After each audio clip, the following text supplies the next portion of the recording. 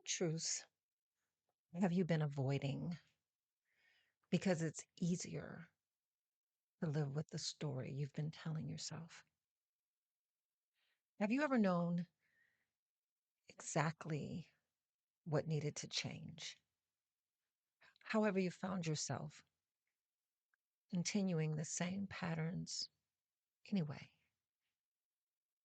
What beliefs have you had about yourself that you've accepted as truth without ever questioning where those ideologies came from? And if someone removed every excuse, every fear, and every mask, who would you really be? And what if the truth you've been afraid to face is exactly the very thing that will set you free? I want you to take a moment and I want you to sit with those questions because today isn't about learning something new. It's about facing what might actually be the truth. So, I want to welcome you to the 180 Life Coach podcast. I am your host, Ingra Michelle Williams. And if you're joining me for the first time, welcome. I'm so happy that you're here because at 180 Life Coach, we're walking through what I call the becoming movement, a journey of discovering who you were created to be by becoming aware of your patterns, beliefs, and experiences that have shaped your life. And so I don't like thinking about becoming in the sense of I need to be better, I need to be something greater, and that what I am currently is not enough because trust me, we are more than enough. And I am walking through this process with you in real time because I am constantly learning and understanding new beliefs about myself. And what I will tell you is it is such an exciting process because we are building and we are going to start walking through this together. So, in our last episode, we talked about awareness. So, in episode four, we talked, no, maybe five, we talked about awareness.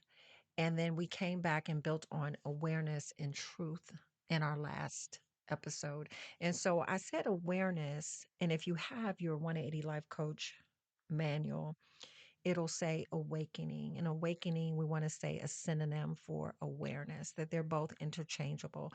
So you have your awakening, meaning your new awarenesses that we start to realize about ourselves. And then we started to move into the second pillar, which is truth. And I want to direct this today because what I want you to know is awareness is where transformation begins, right? Because you cannot change what you're not willing to see. But awareness alone is not going to be enough to get us to where we want to be. Today, we're going to talk about that second pillar. And the second pillar is truth. So, what I want you to understand is awareness will shine light on a problem, but truth changes what you do with what you've seen. So awareness will say, I see the weeds. But truth will say, now I need to understand why they're growing. And I talked about weeds in our garden, saying, I'm a gardener, and undesirable things, experiences, ideologies, things that we've heard, things that people said, those will start the weeds in our lives if they're not productive. But I said some experiences will grow plants, and plants are desirable characteristics, attributes, maybe insights, ideologies that we learned. And I said, we're going to focus on getting rid of the weeds, the things that are not desirable. And awareness is where it starts because a lot of times I would say to myself, that's just the way that I am. That's just what I do.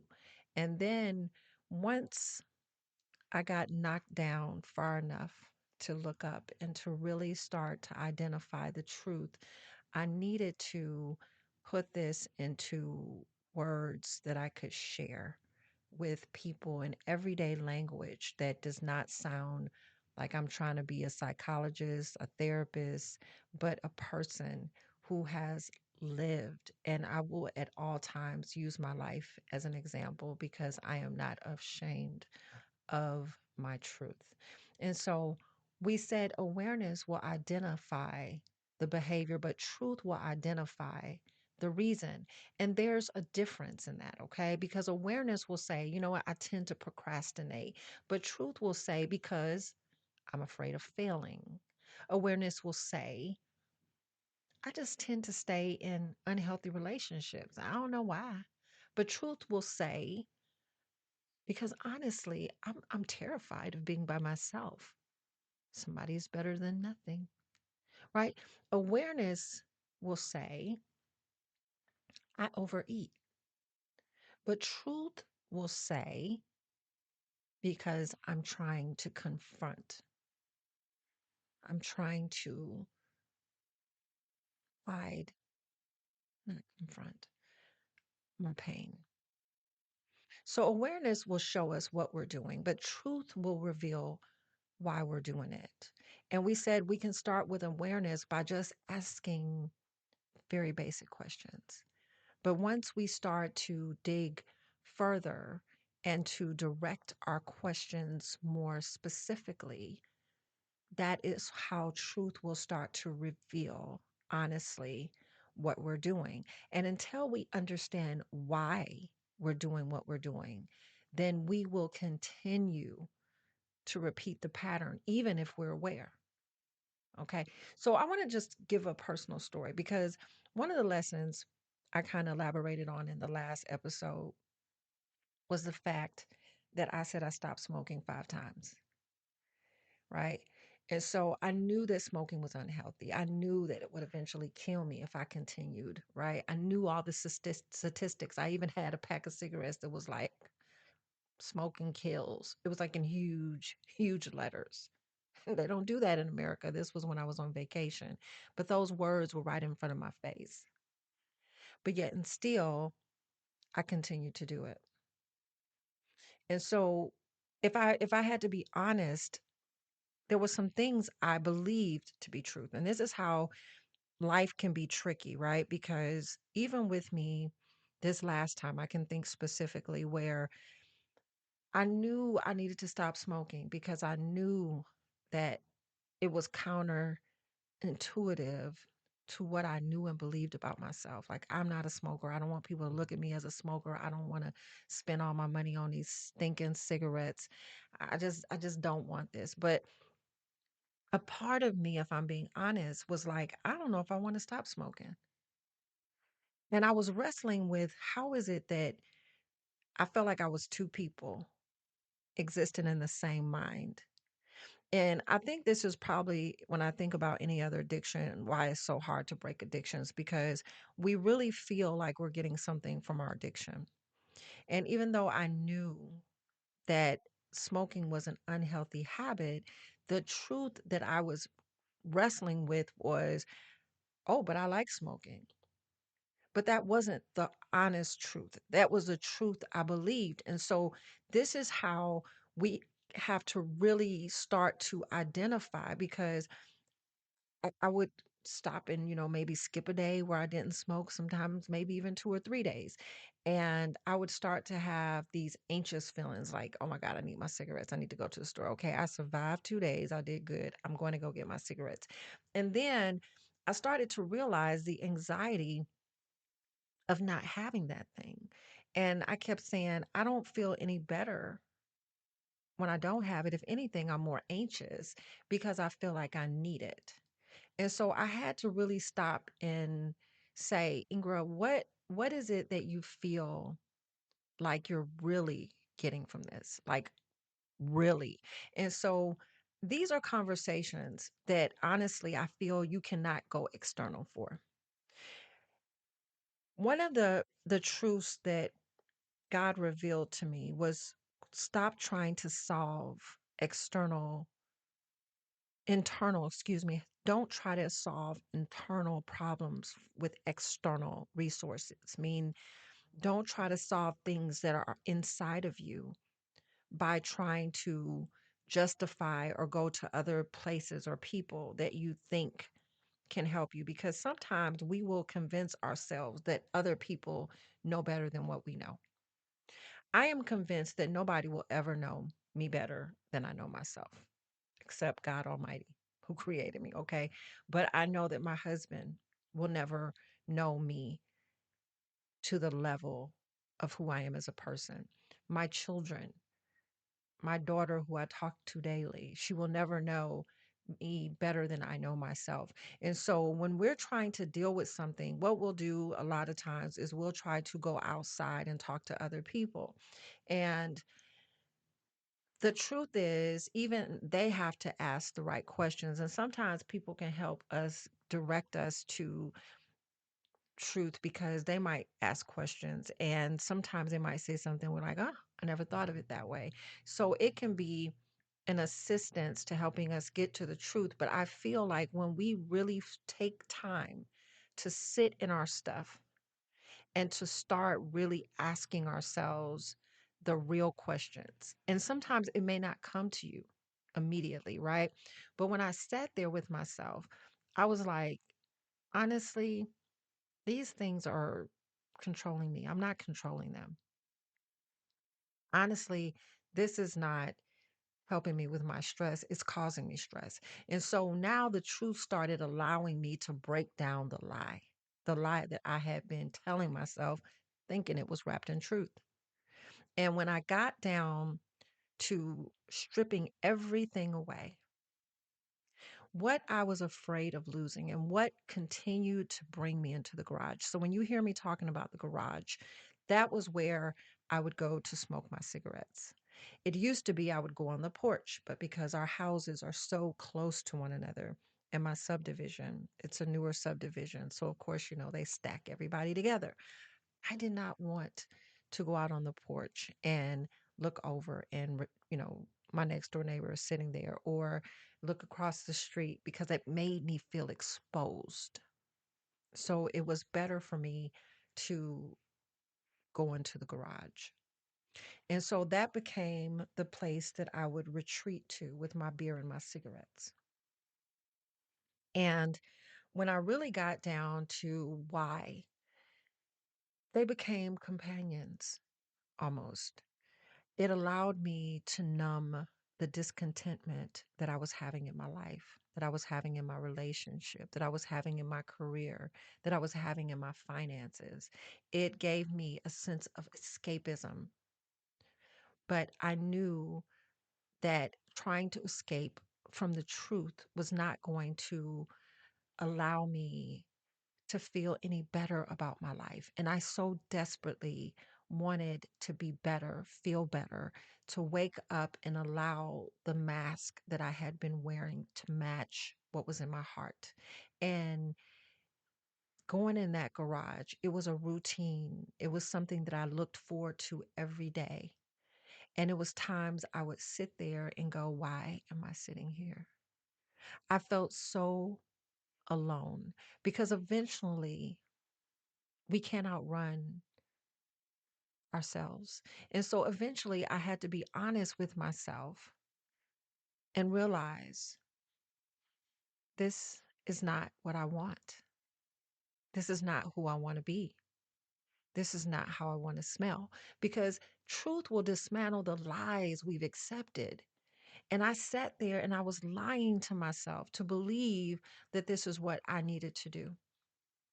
Now that I have the awareness that there was an underlying loneliness, there was an underlying feeling of discontentment, I can start to address what needs to be fixed.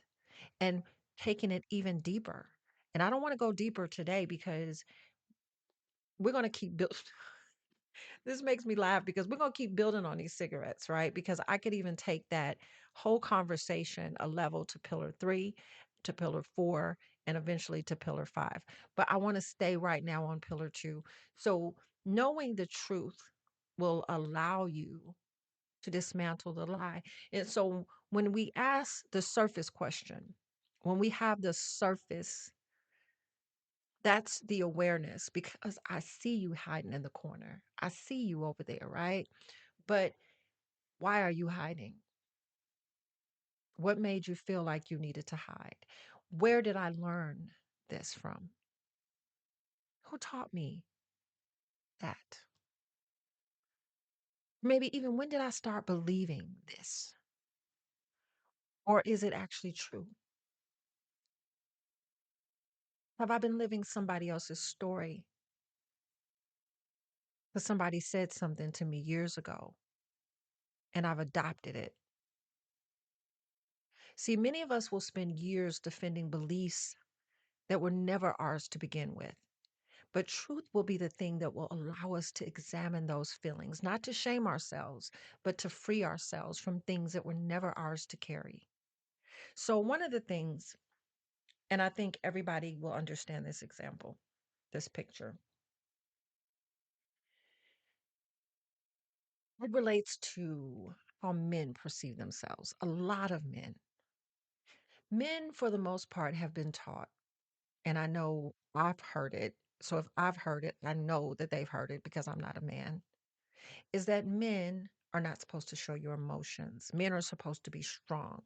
Boys don't cry. And I feel like because even I heard that, I guarantee you if I pulled my son right now and said, "Did I ever say that to you?" He would probably say, "Yeah." Right. And so we think that what we're doing is good, like, suck it up, suck it up. Boys don't cry. Stick your chest out. Right. And so men grow up being tough, hiding their emotions and their feelings. And the crazy part is they feel just like we do as women. However, they've been taught year over year. The media has taught them. Even we have taught them. I saw one girl talking about a man and she was like, "My man, he get on, I can't deal with him because he too feminine for me. Ain't nobody got time for all his emotions." And then you'll have people chiming in, "I know that's right. Girl, tell it. We'll take a man that'll beat our behind and call him macho. I need somebody who can challenge me, right? I need somebody who tough." But I guarantee you, I know some of the things that have made me so emotional is when I see a man he can profess his love to his wife. When I see a wedding scene and you see the groom standing there as his bride to be walks down the aisle and he's overcome with emotion of love and of seeing this beautiful beautiful sight of this woman who has chosen him, that he's so moved, regardless of his best friend standing next to him, the audience in front of him, the pastor. It's like it's just him and his queen walking up the aisle. That to me will make me start to cry because I'm like, oh my God, that is so beautiful. But I've heard so many times men, I ain't trying to be soft. What is soft? Who told you that lie? Society can sometimes confuse us with lies. And if you talk to any therapist, psychologist, they will say the worst thing we can do is suppress because we never deal with what we need to deal with. We've learned to push things down. And I was a queen of suppressing. Now, when something upsets me, I think about life sometimes and I weep because I go, I care about people so much. It just emotionally will touch me because you want your to do your best as you come out every day and you realize when people are suffering, nobody should suffer. And I hate to see anybody have to suffer unnecessarily. And the tears are my way of saying, wow, I wish there was something I could do. And my heart feels that. And so we have to be very cognizant of what lies that seem like truth because it could be wrapped because we've learned it. It's been ingrained in our DNA for so long that we genuinely will start to believe that it's accurate. But today we're going to challenge that. We're going to go a little bit further. I was sitting here today before I recorded this, and I wanted to record it because I was like, wow, I'm so excited about my own growth with you and what I'm becoming. So, one of the things I realized because I've been trying to get back in the gym, when I started this podcast, I was the heaviest I had ever been in my life. I want to say over 220 pounds. I wasn't even quite aware when it happened, but I was like, oh my God, this needle keeps getting pushed further and further behalf, further and further down the road. And so I had been really working diligently on getting back into the gym because I love working out. And I have managed to lose quite a bit of weight. And I set a deadline for myself to complete the website and to introduce this project to the world. And as I set that deadline, all of my energy went into completing that deadline. And when I looked up 6 weeks, 7 weeks later, I was like, oh my God, I have not worked out. Now, my eating, I would say it got worse because I didn't eat as much as I probably should have eaten. Eating even became secondary to the project and making sure that it was done. And I talked about how I've often put myself on the back burner for other people, other businesses, other companies. But this time, my awareness was different. And the awareness was different because here I am right now going saying, okay, I'm not working for anybody else. I only work for myself. And so I took myself off my list to work on myself. Does that make sense? I was working on 180 Life Coach and I stopped working on Ingra Michelle Williams. And that was powerful enough today because I'm like, gosh, I feel weak as I'm in my little garage working out. And I said to myself, why do I do this? Right. And sometimes, in order to get to truth, because I really it was like searching in my mind, like, I don't know why I do this. And you may not know immediately. It might not be that you're trying to conceal the truth, but you haven't given yourself permission to really remember. And so as I'm working throughout my day, all I am is thinking about why did I take myself off the list? Where did this come from? Because I can change the behavior, right? But what will happen, just like I said, now that I'm aware, I can change it temporarily and pull the head off and take the stem and the leaves. But as long as the roots are still in the ground, I know that it'll pop back up. And I'm like, I don't want this to continue to pop back up because this is something I want to address. And so I'm going to be honest, I was sitting there wrecking my brain. And then I saw a root. And when I say that, when we were kids, I think I was maybe 4 years old. And this is to tell you guys how long things can affect us. And sometimes you don't even see the connection. But I started thinking about how I was little and it was me, my brother, and my sister. I was the youngest. And I can remember and visualize being pushed up against the sink. My brother pushing a chair up against the sink, giving us all assignments. Okay, Tanya's gonna do this, you gonna do this, we gonna do this. But he would give, these little orders. And it was often my responsibility to wash the dishes, but I was too short to reach the sink. Thus came the chair. And it's crazy because I did that to my first daughter when she was little. I was like, hey, you gonna help me wash the dishes. And I pushed the chair up for her to wash the dishes. And honestly, if she couldn't reach the sink, she should have never had to wash the dishes. But because it had been done to me, and this is how we can start to create patterns in other people's lives, even with our well doing, we do wrong, unaware that we're doing wrong. And when I'm talking to you right now, I'm talking to you in real time because I just visually remembered me doing it to my own daughter because in my mind it was acceptable. Oh, you can't reach the sink, so let me give you a chair so you can help wash these dishes. But I would wash dishes and we would clean up the house and we would light a candle and we would write a note to our mom because we wanted her to feel better. We wanted to create an environment that says, you know what? Hey, mom, we love you. If I do this, mom's going to be happy because my mom would be physically abused by my dad. And so we saw my mom crying all the time.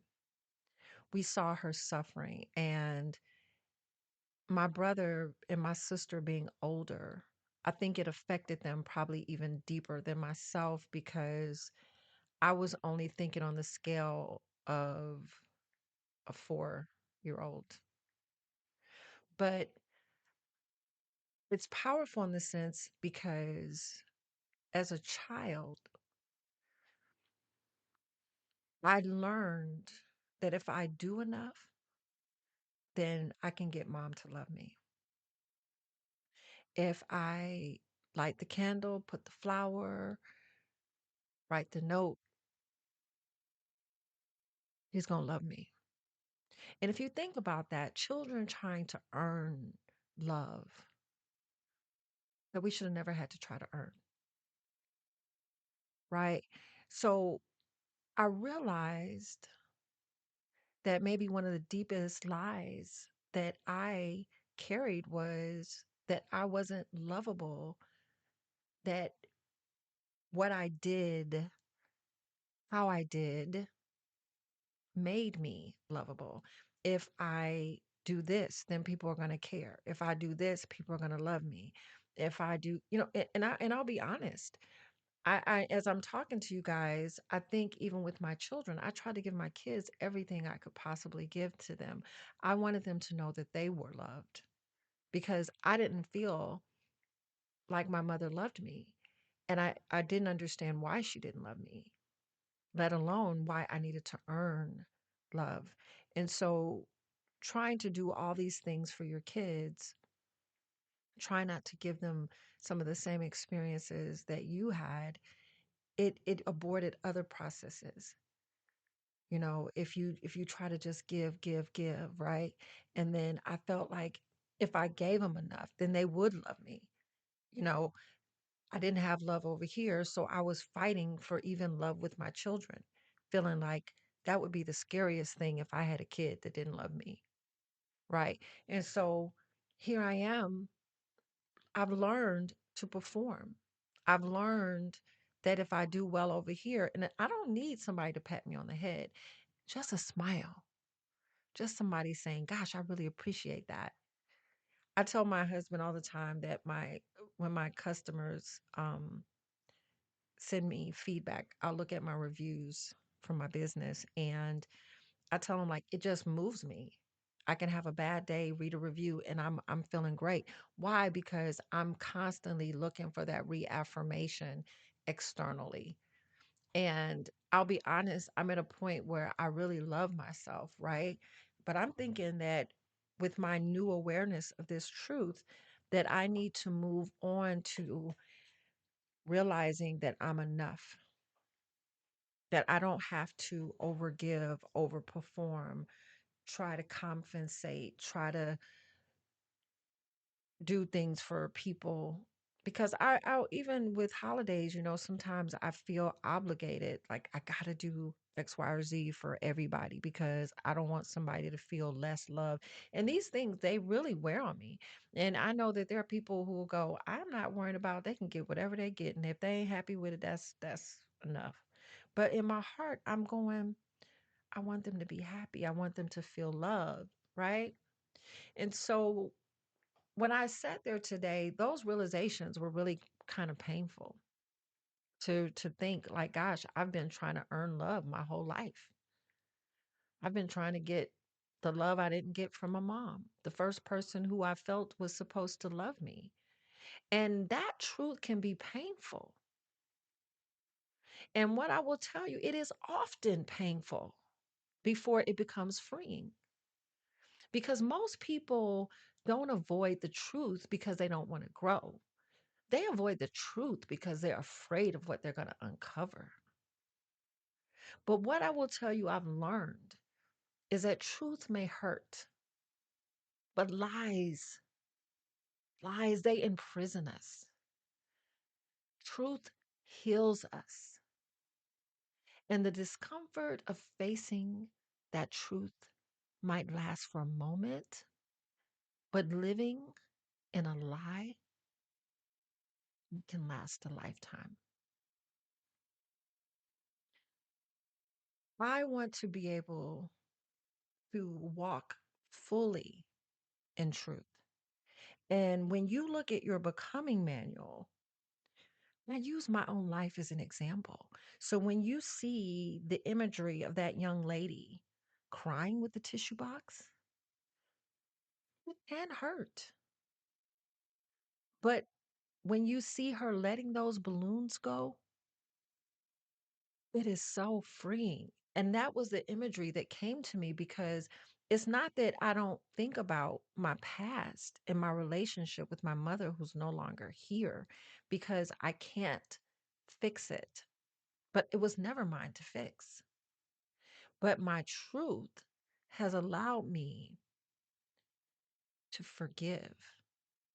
And what we're going to find out as we continue to build is that forgiveness, oh my gosh, that is the central part that's going to hold it all together. And so being able to walk empowered in my life, while sometimes like thinking about it, and I don't know why, but there is a verse, and I have to find it. Um, and it's something that says something like joyeth, weeping might last for a day, but joyeth come in the morning. I have to go. Some of y'all may remember, but that just came into my mind just while I'm speaking to you guys, because weeping may endure for a night. You know, pain may be something that we temporarily have to endure. And I like to think of it maybe as being the door that allows us to walk free because the lie is being stuck into just knowing that, I got an issue over here. I'm in this relationship with this guy that I'm just in it. I know I shouldn't be in it. I know he doesn't care about me the way I needed to be cared about, but I'm just going to sit. I'm just going to sit. And so you're aware of how you feel, but you lie to yourself every day. And so you don't change, you don't move. But the truth is what really activates the transformation. So I want to leave you today with just a few more questions. What truths have you been avoiding in your life? What truths have you been avoiding? Because if you've looked and examined yourself and said, I'm so tired of this, this has to end, or you're walking around with that incompleteness, that feeling that something is off, something is wrong. And if you probably took the time to examine what is off, you could probably identify several areas. Because for me, it was almost like my whole life was just falling from up under my feet. My faith, my finances, my relationship, my career. I could probably point to all those pillars, my sense of stability, self-worth. It was just like I would sit in my past job and I would just look around and think, why am I here? Why am I here? And I really felt like there is a reason for me to be here. And so I sat. I was aware that something was wrong, but I didn't expect everything to collapse. So, what truths have you been avoiding? What story have you accepted without ever even questioning where it came from? What beliefs have you protected that might actually be protecting your pain? Now, what would you change in your life if you finally just chose truth over comfort? So, this week, as you go through your week, I don't want you to feel like I need to try to fix myself, right? Because we're not broken. We are not broken. We don't use that kind of language. Don't try to think like I'm trying to become somebody new overnight. No. I want you just to simply ask yourself one question. What is my truth? Not what feels true, because sometimes our feelings can be deceptive. Not what you've believed for many years, like me with those cigarettes. Oh, they help me deal with stress. I don't want you to think about what somebody else told you. I want you to think of what is actually true for me.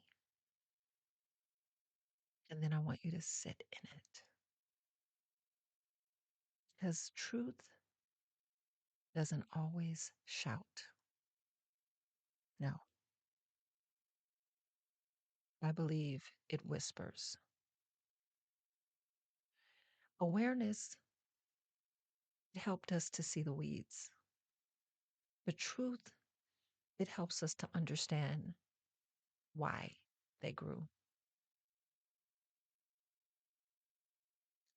And next week, we are going to start talking about what takes place to replace that thing that we removed out of our lives, because we will get rid of the weeds. It's time. And we're going to talk about what do we start planting. Hmm. Whoa, I love that part. What are we going to start planting in their place? And until next time, keep believing, keep striving, and keep becoming.